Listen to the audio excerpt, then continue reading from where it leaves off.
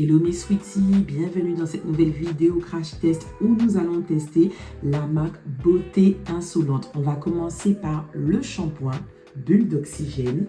Ensuite, on va passer au masque cocooning velouté.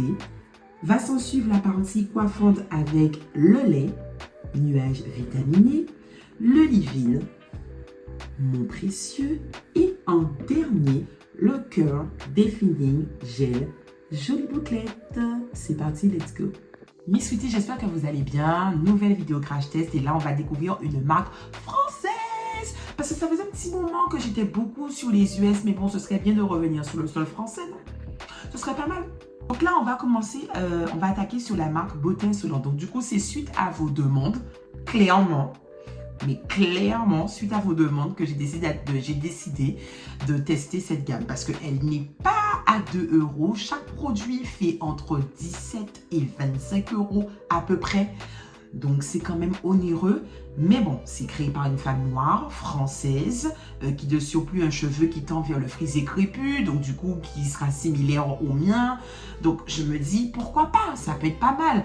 J'ai senti les odeurs lors de la foire de Paris. Déjà qu'elle a commencé à me faire sentir les odeurs des produits, j'ai dit, mon Dieu, parce que tous les produits ont la même odeur et l'odeur, elle est enivrante. En tout cas, on va attaquer avec le shampoing. Pourquoi je n'ai pas pris d'après-shampoing? Parce que le masque, parce que j'ai vraiment pris la gamme en fonction de la conseillère capillaire qui était au stand, clairement.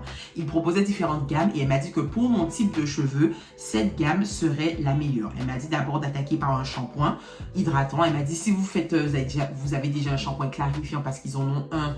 Elle m'a dit que c'est pas la peine de l'acheter. Donc, je suis partie sur un shampoing hydratant parce que certes, j'ai 10 000 shampoings clarifiants que je dois terminer.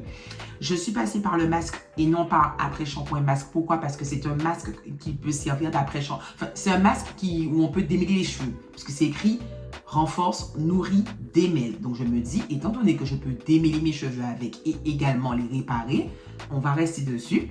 Et de toute façon, c'est ce qui était dans le package qu'elle me proposait. Ensuite, on a le lait pour pouvoir justement hydrater, fortifier, adoucir le cheveu. La petite gelée. Donc, alors moi, je vois que la gelée, elle ressemble plutôt à une crème. Hein.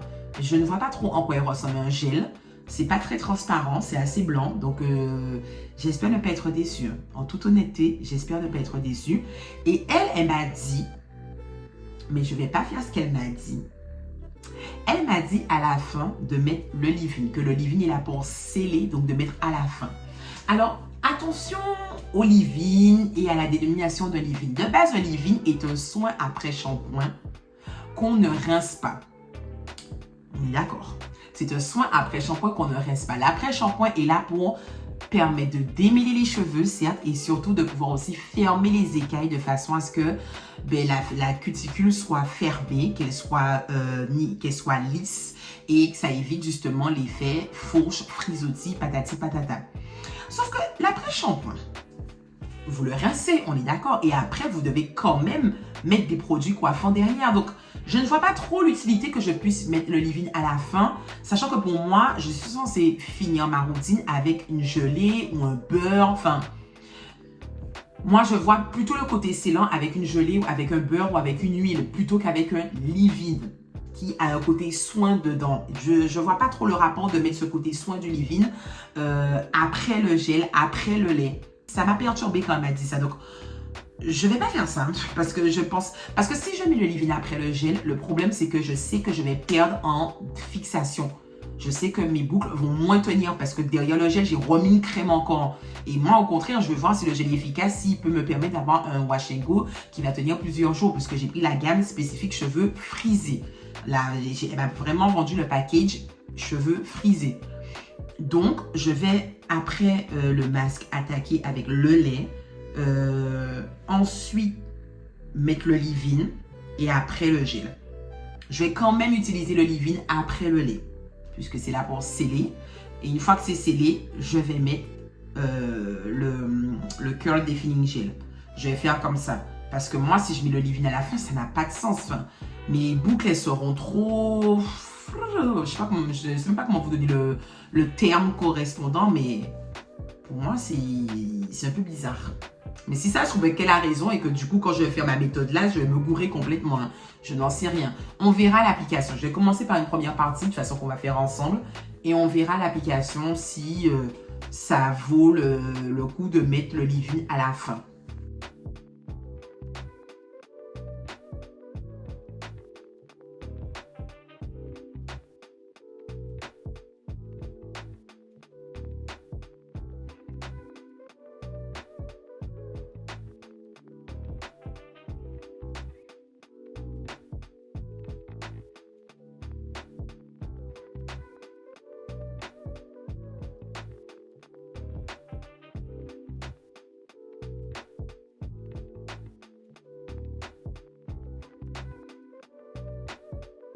Bon, premier avis à chaud, je suis pas très fan. Hein. Pas par rapport à mes cheveux, là, c'est juste que comme je les ai démêlés, donc voilà. Hein. Mais le shampoing, pour un shampoing hydratant, j'ai trouvé que quand même ça m'a laissé un semblant d'effet sec sur les cheveux. Ça a plus fonctionné comme un clarifiant que comme qu'un hydratant en fait. Donc je me dis que j'ai pas eu l'occasion d'acheter leur clarifiant. Qu'est-ce que ça m'aurait donné? Parce que si l'hydratant déjà me fait cet effet-là, dès le premier shampoing, parce que je fais toujours 2 shampoings, c'est quoi après? Si l'hydratant me fait ça, c'est un peu chelou. Hein. Ensuite, le masque, la texture, je trouve qu'elle est un petit peu trop fluide pour moi. Là, c'est mon avis personnel. Comme j'ai un cheveu qui est épais et qui est frisé, et qui frisote beaucoup, et qui est poreux, j'aime bien avoir des textures lourdes au fait, des textures lourdes, épaisses, lourdes en composants, mais aussi en texture, que ce soit épais et, ou semi-épais. Et je trouvais que c'était un peu fluide. Après, je me suis dit, écoute Lovely, vas-y quand même, puisque je sais que les après-shampoings de Crazy Puss que j'aime beaucoup, ils ont cette même texture qui est entre semi-épaisse et fluide. C'est entre les deux. C'est pas fluide, c'est pas liquide, mais voilà, c'est entre les deux. Donc, et pourtant, ça fonctionne très très bien dans mes cheveux. Donc, je me suis dit, je vais y aller. Mais j'ai laissé poser le masque. Mes cheveux sont pas plus doux que ça. Pour avoir testé récemment le masque de miel organique, celui de la gamme Rice Water, donc le masque à l'argile, il était censé être détox, hein, un masque détox. Il m'a laissé un effet beaucoup plus doux et soyeux sur mes cheveux que ce masque. Donc pour le moment, je ne pars pas très optimiste de cette gamme que vous m'avez demandé de tester. Par contre, l'odeur, oh là là là là là, mais dinguerie, hein. Dinguerie. Ça m'a l'air un peu plus... Alors, je ne sais pas si vous voyez. Je ne pense pas que vous verrez. Mais il y a des micro-grains dans le lait. J'espère que ça ne me fera pas de dépôt et j'espère que ça n'a pas tourné.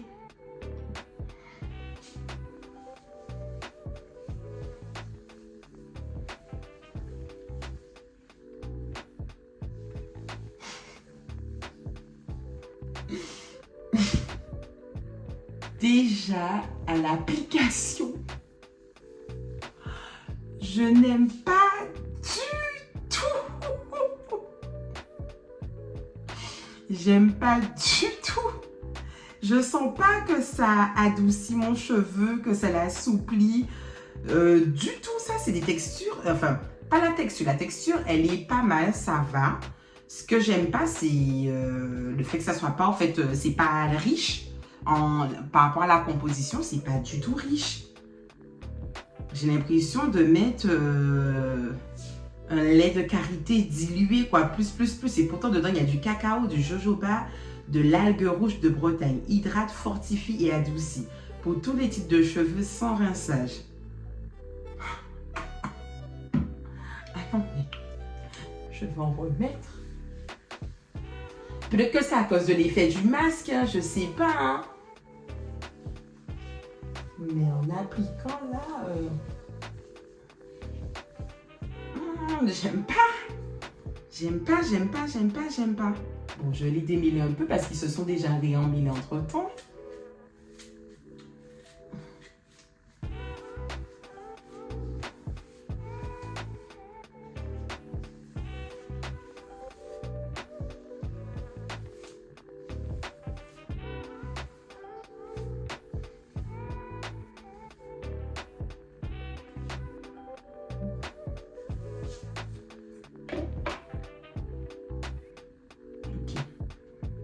Ok. On passe à l'étape suivante. On passe à l'étape suivante. C'est quoi? J'espère que c'est pas des résidus. Oh là là. Je vais mettre le lit. On va tester déjà avec une plus petite partie. D'abord la gelée et après le leave-in.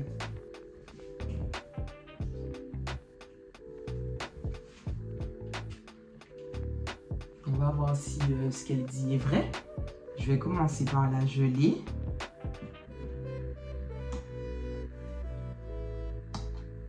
En fait, ça me rappelle trop la marque Tropical Bliss ou Flora Curl qui a quand même été inventée par des femmes aux cheveux crépus. Et j'ai l'impression que la gamme là ne va pas du tout correspondre aux cheveux crépus. Les cheveux crépus, à part quand il est fin ou qu'il est vraiment peu poreux, le cheveu crépus, il a vraiment besoin d'éléments lourds pour vraiment catalyser la boucle. Enfin, je sais pas.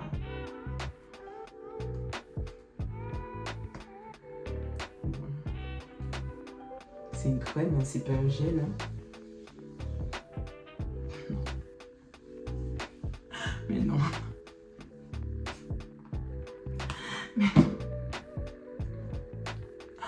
Mais non. Attendez, je vais mettre plus parce que...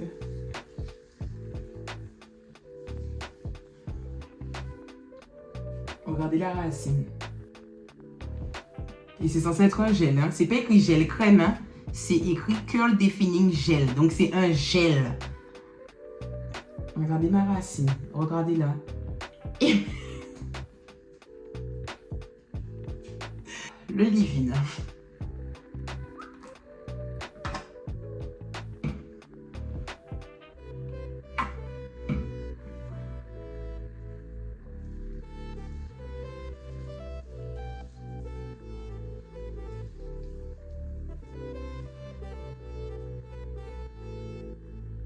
On dirait que le leave-in définit mieux que le gel. Ah non, mais c'est pas... Oh, je suis vraiment désolée, au fait, mes sweeties, mais ce crash test-là, en fait, va pas être complet. J'irai pas jusqu'à la fin. Parce que là, c'est une catastrophe. Franchement, c'est une catastrophe. J'ai fait que le quart de ma tête. Regardez. Je suis censée avoir du gel dans ma tête. Je suis censée avoir leur fameux gel là de définition, accompagné de leur fameux leave-in et de leur lait. Déjà, leur lait, mes cheveux se démêlent pas si bien que ça, déjà de 1. De 2, quand je passe mes doigts, mes cheveux se coincent. En fait, il n'y a pas un effet glissant, en fait, lisse de la fibre. Ça lisse pas mes cuticules, ça lisse pas ma fibre capillaire. C'est catastrophique. C'est catastrophique. Donc, je suis plus en train de perdre des cheveux que de les coiffer, les conditionner, les réparer, les gainer, tout ce que vous voulez, quoi. Donc, je vais rincer ce quart-là et me coiffer avec mes produits habituels. Je n'ai pas pu continuer le crash test. Je suis vraiment désolée. Là, le résultat, ça n'a rien à voir avec Beauté Insolente. Ça, ce sont mes cheveux suite à d'autres produits que j'ai utilisés. D'ailleurs, j'aime beaucoup. Mais la vidéo va sortir sur Instagram parce que c'est un Reels. C'est uniquement 2 produits que j'ai utilisés. Enfin, 3, si on prend aussi le gel Eco Styler que j'ai utilisé. Mais j'ai pas pu continuer le crash test. C'était juste pas possible. Mes cheveux étaient dégueulasses.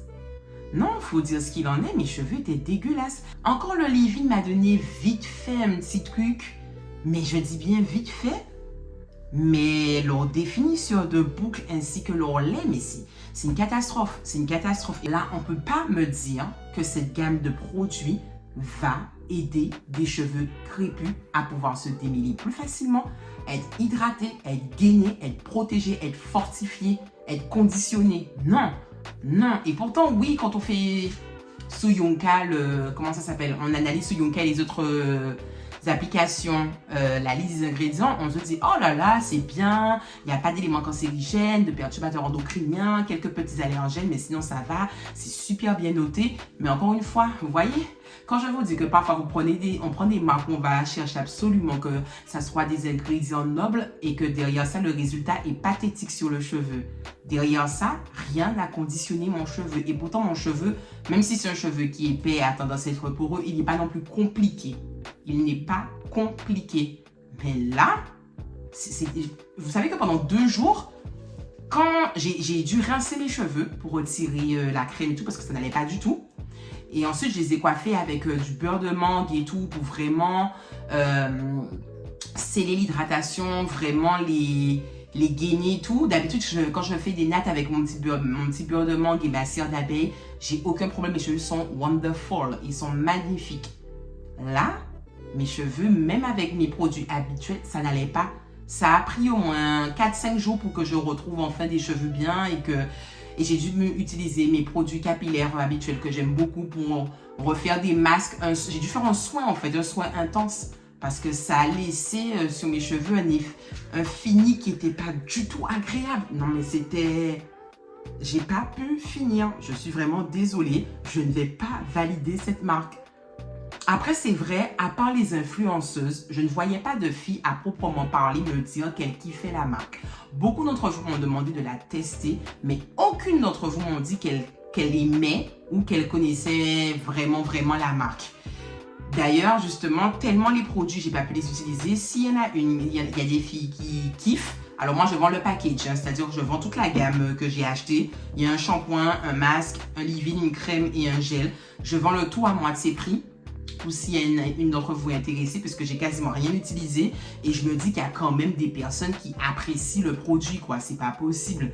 Mais moi, c'était une catastrophe. Alors bien sûr, à quelqu'un qui va se trouver en Île-de-France, puisque s'il faut payer des frais d'expédition pour envoyer en Martinique ou en Guadeloupe ou autre, ça sera la charge de la personne. Je ne paye pas les frais. Alors là, c'est bon, je vends déjà à moitié prix, sachant que toute la gamme a coûté 100 €.